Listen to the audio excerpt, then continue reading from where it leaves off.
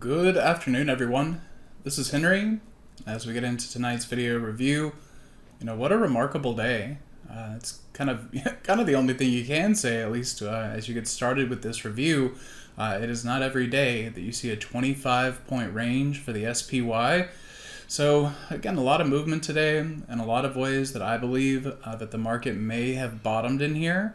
Now, of course, anytime you say something like that, you have to be very careful with it. Obviously, I do not know what tomorrow will bring, and I do know that going into tomorrow that we need to be mindful of the data that's going to be due out 1 hour before the cash markets open. So we'll have CPI on Wednesday, PPI on Thursday, and those could be market moving events. So I don't try to predict that I know what CPI is going to be, but I think, all right, this is a market moving event that could be a little bit of a binary situation.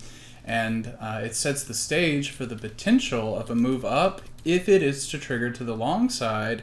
And I like to look at that in a couple of different ways, but one of them is the put-call ratio.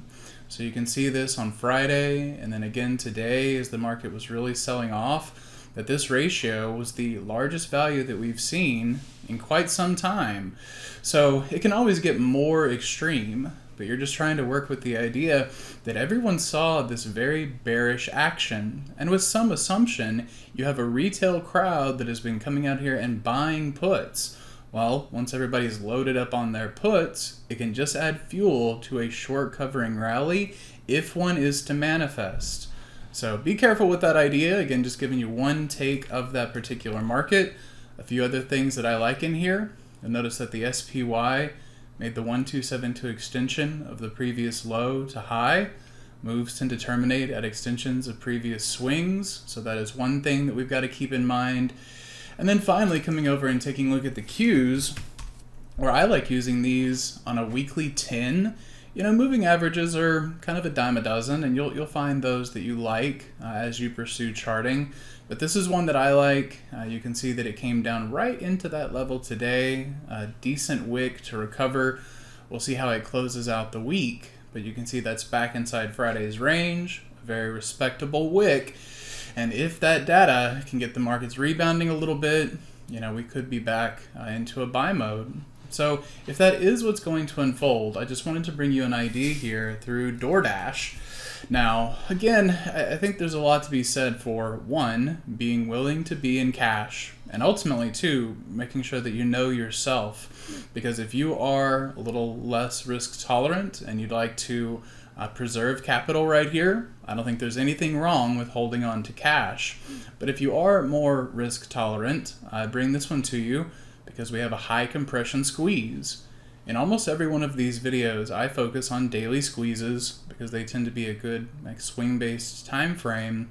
The high compression version of this signal is just showing us an underlying that is compressed into a very tight range. And if you look at it back through here, kind of around the middle of April, that was a really nice directional move. And I'm just curious if it may have another one of those in there.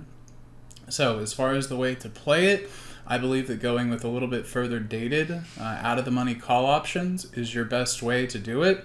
Because if you sold a put credit spread, that is still going to generate bullish delta, but I don't think this idea is gentle. I think I'm either really right or really wrong. And if I'm really wrong, well, I would prefer to just have the out of the money call as opposed to a put credit spread that then goes totally in the money. So that is part of the strategy I'm looking at here. You can see a little bit of a wick from down here. Obviously the previous lows look important. And if you look to this pattern and you say, that's not really that good of a pattern, I'm not going to argue with you. But what I am going to show you is this Voodoo roadmap. So for those of you that are familiar with David Starr's work, I know he's got a lot of fans that follow this stuff. But you see how it comes down here and tags that red horizontal, and then that level is very well respected.